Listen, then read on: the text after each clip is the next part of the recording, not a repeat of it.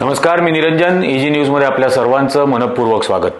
काल काँग्रेस पक्षाचे ज्येष्ठ नेते आणि जवळजवळ 24 वर्ष जे राज्यसभेमध्ये काँग्रेसचे खासदार होते ते हुसेन दलवाई, सामाजिक कार्यकर्ते ज्यांचं करिअर हे राजकारणामध्ये, समाजकारणामध्ये गेली कित्येक वर्षापासून महाराष्ट्राला माहिती आहे. म्हणजे युवक क्रांती दलापासून त्यांनी केलेली सुरुवात, युक्रांतपासून तिथपासून ती आता अगदी राज्यसभेतून ते निवृत्त झाले इथपर्यंतचं त्यांचं राजकीय आणि सामाजिक कार्य हे सगळ्यांना माहिती आहे. एक महात्मा गांधींच्या अहिंसावादी विचारसरणीवरती नितांत विश्वास असणारे असे हुसेन दलवाई काल नाशिकला आले होते. याआधी आपल्याला माहिती असेल, नागपूरला ज्या वेळेला तो दंगलीचा प्रकार घडला त्यावेळेला ते नागपूरला सुद्धा गेले होते. नागपूरला ज्या 6 ठिकाणी दंगल झाली त्या 6ही ठिकाणी सद्भावनेचा संदेश घेऊन हुसेन दलवाई त्या ठिकाणी गेले होते. दोन्ही समाजाच्या नागरिकांबरोबर त्यांनी चर्चा केली होती. आणि नाशिकमध्ये जो सातपीर दर्गा डिमॉलिश केला महानगरपालिकेने असं सांगून, खोटं सांगून की हायकोर्टाच्या आदेशानुसार आम्ही ते पाडतो आहोत. 16 तारखेला पहाटे किंवा 15 तारखेला मध्यरात्री तो सगळा प्रकार घडला. आता त्याच्याबद्दल बऱ्याच गोष्टी आहेत, त्या सविस्तर बोलेनच. पण हुसेन दलवाई काल नाशिकला येणार होते. त्यांचा सकाळी मला फोन आला की अशा अशा गोष्टीसाठी मी येतोय, तर आपण भेटूयात, आपण पोलीस कमिशनरलाही जाऊन भेटूया आणि आपण त्या प्रत्यक्ष ठिकाणी सुद्धा जाऊन भेट देऊयात. तर मी त्यांना म्हटलं की हो चालेल, मी येतो. आणि मग 11 वाजता आम्ही भेटलो सर्किट हाऊसवरती. बरेच सामाजिक कार्यकर्ते नाशिकमधले त्या ठिकाणी जिथं आले होते त्यांना या सगळ्या सातपीर दर्ग्याच्या वादाबद्दलची वास्तविक स्थिती काय आहे, हायकोर्टाचा आदेश काय होता. तर हायकोर्टाच्या आदेशमध्ये हे अगदी सुस्पष्ट एवढंच लिहिलेलं होतं की ते पिटिशनर जो आहे, म्हणजे सातपीर दर्गाचा जो ट्रस्ट आहे ते ट्रस्टी पिटिशनर म्हणून हायकोर्टामध्ये गेले होते.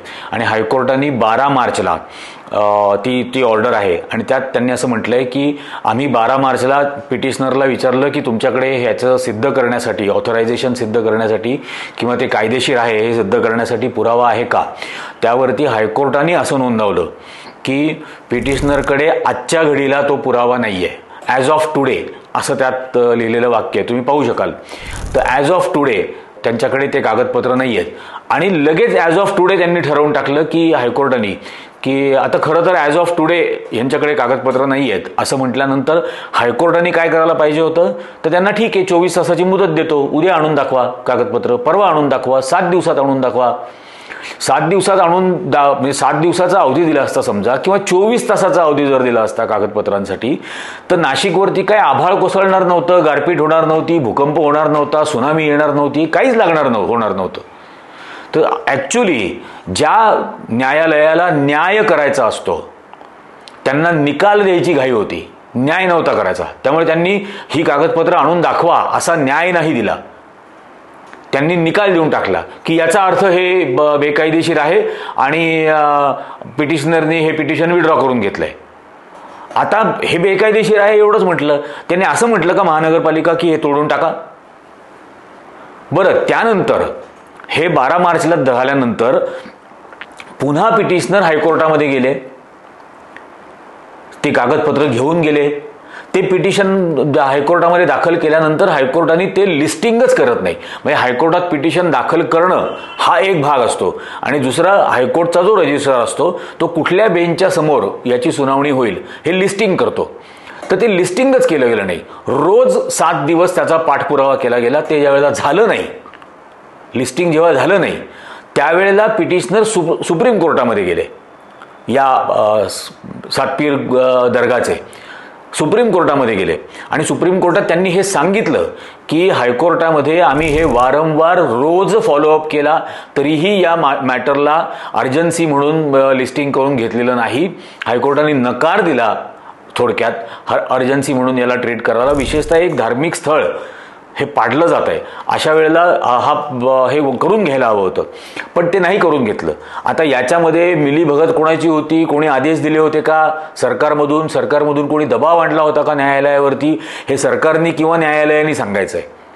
पण ही पूर्ण शक्यता आहे की 8-8 दिवस लिस्टिंगच जर मॅटर होणार नसेल हायकोर्टामध्ये, तर न्याय कोणाकडे मागायचा नागरिकांनी या देशातल्या.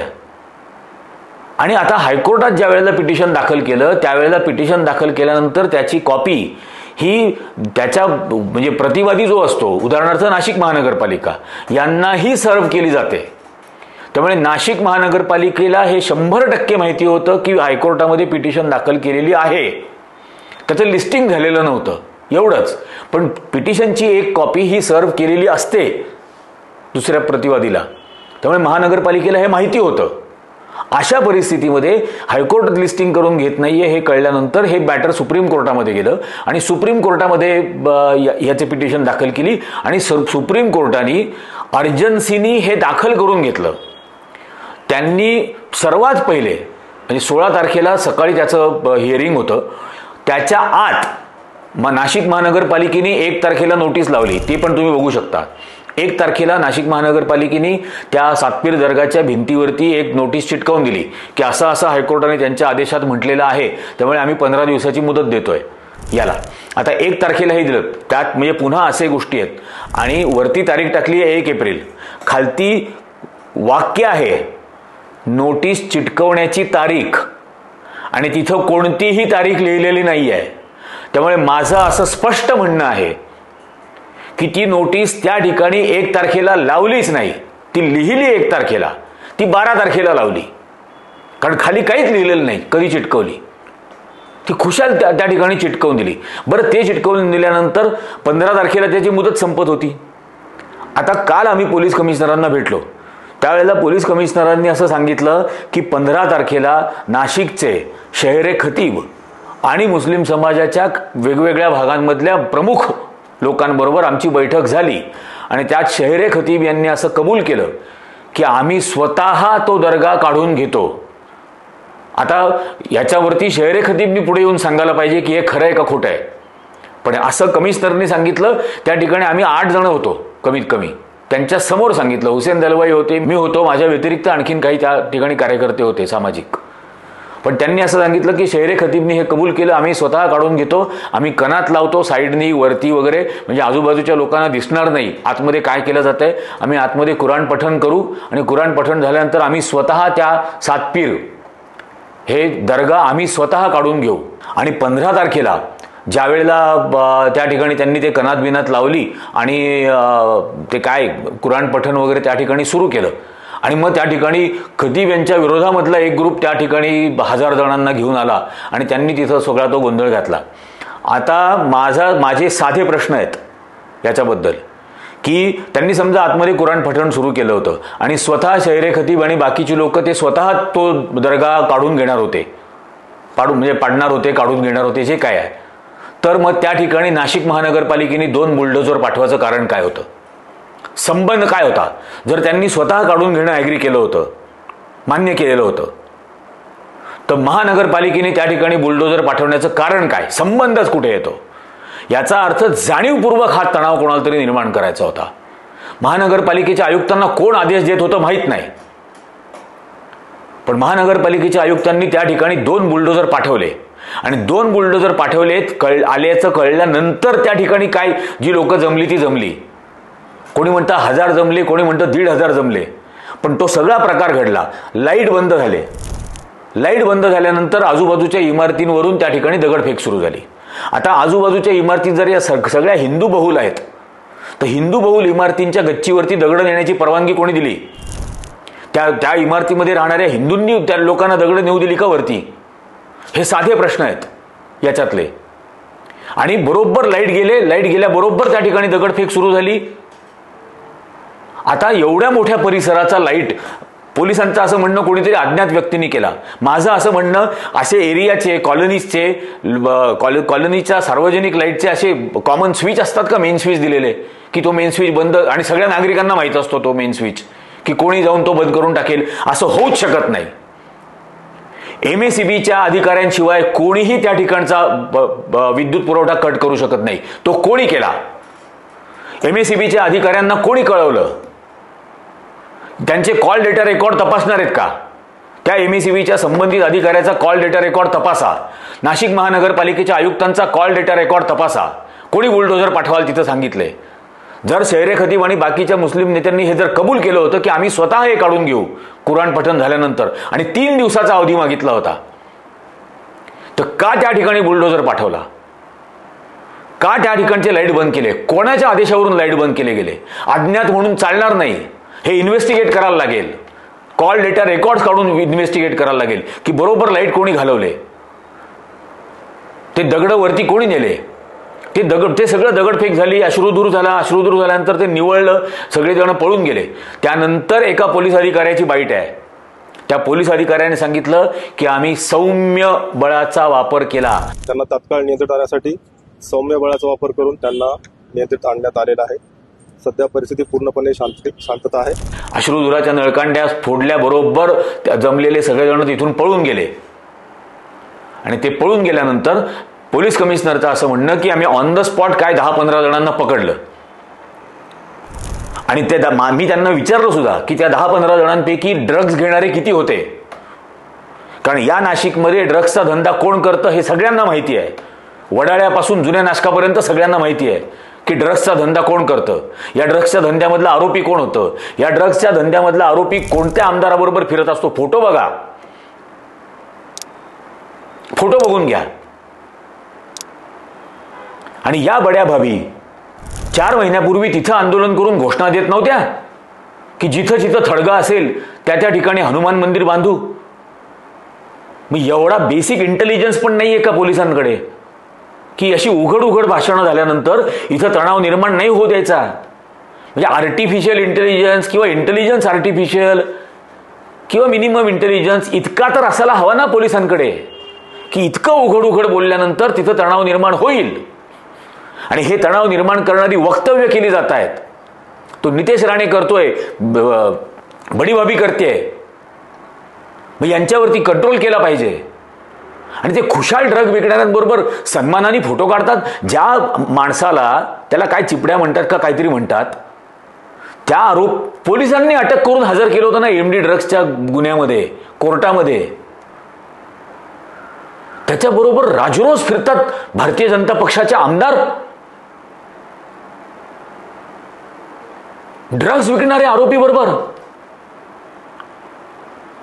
आणि म्हणून मी विचारलं ऑन द स्पॉट पकडलेले 15 जणांपैकी ड्रग्ज घेणारे किती होते.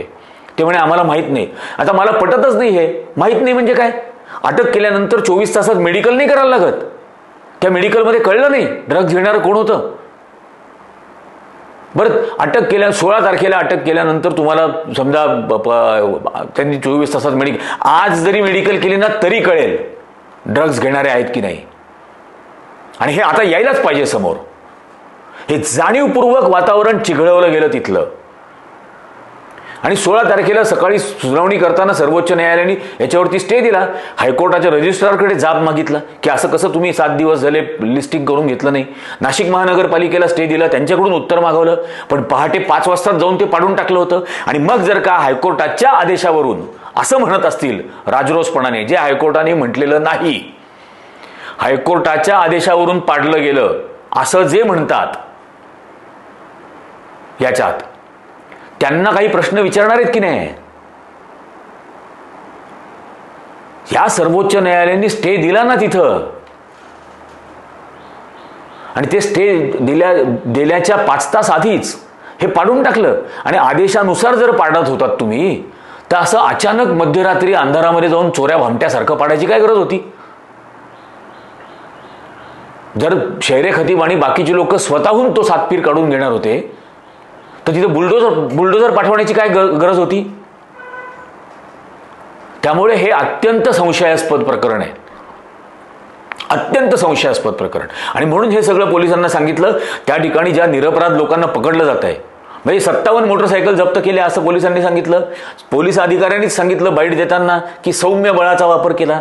सौम्य बळाचा वापर केला याचा अर्थ 1000, 1500, 2000 लोक नव्हती. 2 कंपन्या तिथं SRPच्या पोलिसांनी मागवल्या होत्या असं कमिशनरांनी स्वतः सांगितलं. तर 2 कंपन्या, याशिवाय नाशिक मधल्या सर्व पोलीस चौकींचे अधिकारी, सगळे पोलीस कर्मचारी हे एवढे तिथं शेकड्यांनी तिथं हजर होते या 2 कंपन्यांच्या व्यतिरिक्त. आणि त्यांना सौम्य बळाचा वापर करायला लागला. आणि मोटरसायकल सोडून पळून गेलेले 57 मोटरसायकल यांनी ऑन द स्पॉट जप्त केल्या, ताब्यात घेतल्या. याचा अर्थ 57 मोटरसायकलवरती 114 जण आले होते. शिवाय ते ऑन द स्पॉट पकडलेले 15 जण, आणखीन अनवाणी आलेले असतील 15-20 जण. 150-200 पेक्षा जास्त लोक नव्हती. मग 150-200 पेक्षा जास्त लोक नव्हती तर हा धादांत 1500चा खोटारडा आकडा कोण सांगताय? आणि त्या 1500च्या आकड्यानुसार घरादारातून लहान लहान पोरांपासून म्हाताऱ्यांपर्यंत उचलून नेलं जात आहे. आमच्याशी बोलताना खूप सांगितलं की आम्ही ते सगळं तपासून येतोय, आम्ही असं नुसती मोटरसायकल तिथं आहे म्हणून अटक केली असं करत नाहीये. पण वास्तवात असं घडत नाहीये. ही वस्तुस्थिती आहे. जे त्या परिसरात नव्हतेच त्यांनाही आरोपी केले गेलेले आहे. फहीम भाई हे त्या संपूर्ण परिसरात एकही सेकंद नव्हते, त्यांना आरोपी केलं गेलं. याच्यात नंबर 2 का बरं? ते सारखे पत्र व्यवहार करत असतात, प्रश्न विचारत असतात म्हणून, जाब विचारतात म्हणून. जाब विचारणारच ना. अहो हे सगळे पब्लिक सर्वंट आहेत आणि आपण पब्लिक आहोत. पब्लिकनी पब्लिक सर्वंटला जाब नाही विचारायचा तर कोणी विचारायचा? आणि म्हणून त्या फहीम भाईंना आरोपी करणार तिथे नसताना सुद्धा. आणि हे गंभीर आहे. आणि म्हणून त्यांना आम्ही हे सगळं सांगितलं की जे निरपराध पकडलेले आहेत हे ताबडतोब सोडून द्या. अनेक मुलांच्या परीक्षा आहेत, त्या मुलांना सोडून द्या. हे जे सगळे ज्येष्ठ नागरिक पकडून ठेवलेले त्यांना इथून सोडून द्या. आणि वस्तुनिष्ठ पुराव्याच्या आधारावरच तपास करा. आम्हाला 3 दिवसापासून इंटेलिजन्स वगैरे होता याला काही अर्थ नाही. 3 दिवसापासून इंटेलिजन्स होता, मग 72 तास झोपा काढत होते का पोलीस नाशिकचे? आधीच ताब्यात घ्यायचं होतं, घडलंच नसतं. हे घडलंच नसतं ना. आणि म्हणून हे सगळे कॉल डेटा रेकॉर्ड काढले पाहिजेत.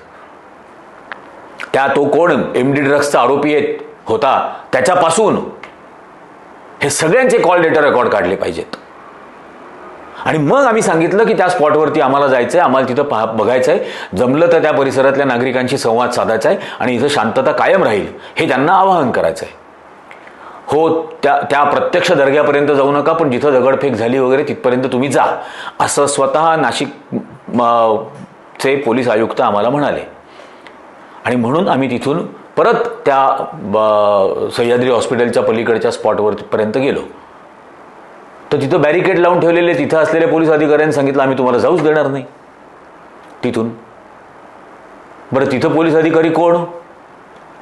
गंगापूर पोलीस स्टेशनचे, काठेगल्ली मध्ये. म्हणजे काय, कुठलं पोस्टिंग, कुठं डेप्युटेशन वगैरे, काय प्रकार आहे की नाही, काहीच नाही. पंचवटीचे पोलीस अधिकारी तिथे. आणि मग तिथून अनेक जणांशी फोनवर बोलणं झालं.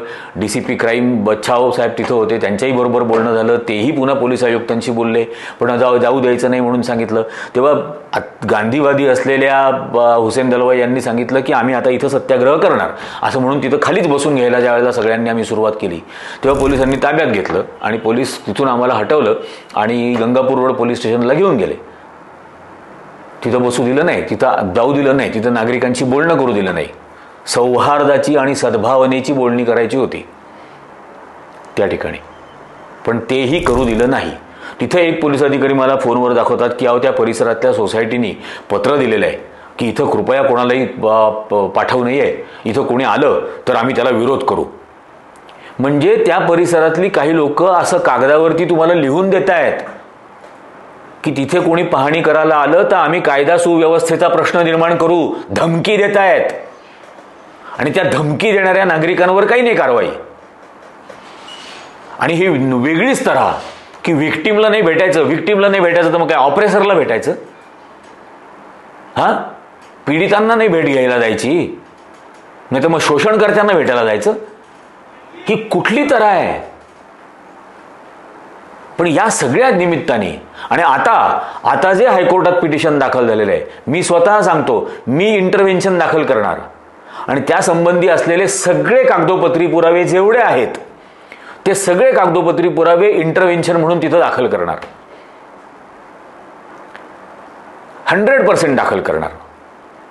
आणि नागपूरसारखी घटना जर करता आली, नागपूरला जसं महापालिका आयुक्तांना ते घर डिमॉलिश केलेल्या मुलाच्या बद्दल न्यायालयामध्ये उभं राहून हात जोडून माफी मागायला लावली, मी तो संपूर्ण प्रयत्न करणार, संपूर्ण,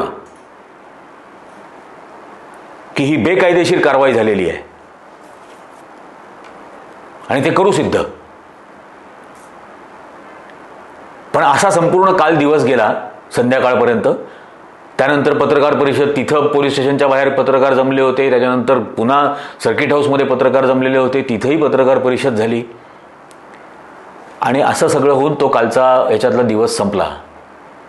पण म्हणून कालच्या दिवसभरामध्ये एकही व्हिडिओ करता आला नाही. नाही तर या विषयावर खरं तर करायची इच्छा होतीच.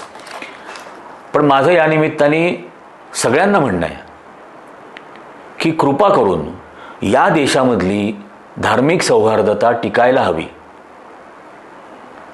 आणि ती टिकायला हवी असेल तर प्रत्येकाने प्रयत्न करणं गरजेचं आहे. मला स्वतःला माहिती आहे, नाशिकमध्ये अशी अनेक मंदिरं आहेत जी बेकायदेशीर आहेत. इंदिरानगरच्या जॉगिंग ट्रॅकच्या दोन्ही बाजूला जी 2 मंदिरं आहेत ती काही प्राचीन मंदिरं नाही आहेत, ती आत्ता काही वर्षामध्ये उभारलेली मंदिरं आहेत. त्यातलं एक तर अक्षरशः 2-3 वर्षापूर्वी उभं केलेलं मंदिर आहे. आणि तिथंच आरत्या करायला उभे राहतात आणि अख्खा रस्ता अडवून टाकतात. आणि काय परशुराम जयंतीपासून ते रामनवमीपासून अनेक गोष्टी त्या ठिकाणी साजऱ्या करतात, बड्या बाबींचाच होर्डिंग लावून त्या ठिकाणी. तर नागरिकांनाच तिथं त्रास होतो या सगळ्या गोष्टींचा. सार्वजनिक उपक्रम हे सार्वजनिक उपद्रव बनायला नकोत. आणि कोणाचे सार्वजनिक उपक्रम सर्वात जास्त सार्वजनिक उपद्रव बनतात याचा प्रत्येकाने विचार करणं गरजेचं आहे. माझ्या मते ईद ज्या वेळेला असते त्यावेळेला मुस्लिम तरुण किंवा मुस्लिम समाजातली माणसं ही कोणत्याही मंदिराच्या समोर जाऊन नाचत नाहीत, त्या मंदिरावर झेंडा लावायचा प्रयत्न करत नाहीत. ना शीख असं करतात, ना जैन असं करतात, कोणीही करत नाही.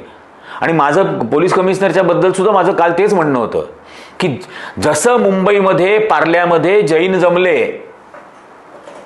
त्यांचं मंदिर पाडायला लागल्यानंतर, तसं इथं दर्गा बुलडोजर पाठवलेला आहे आणि दर्गा पाडली जाईल हे लक्षात आल्यानंतर तिथं नागरिक जमले. स्वाभाविक होतं हे. पण जैनांवरती तुम्ही लाठीमार नाही केला, त्यांच्यापैकी कोणाला तुरुंगात नाही टाकलं, त्यांच्या कोणाची वाहनं जप्त नाही केली, कारण हिंमत नाही आहे, धमक नाही आहे. आणि इथं गोरगरीब मुसलमानांना फटके मारता येतात, उचलून नेता येतं, तर इथं केलं. आणि त्यात त्यांच्या पाठीमागं द्वेष पसरवणारी अख्खी मोठी राजकीय यंत्रणा उभी आहे बड्या भाभीपासून, जी गेली कित्येक महिने प्रयत्न करते नाशिकचं वातावरण गलिच्छ करण्याचा.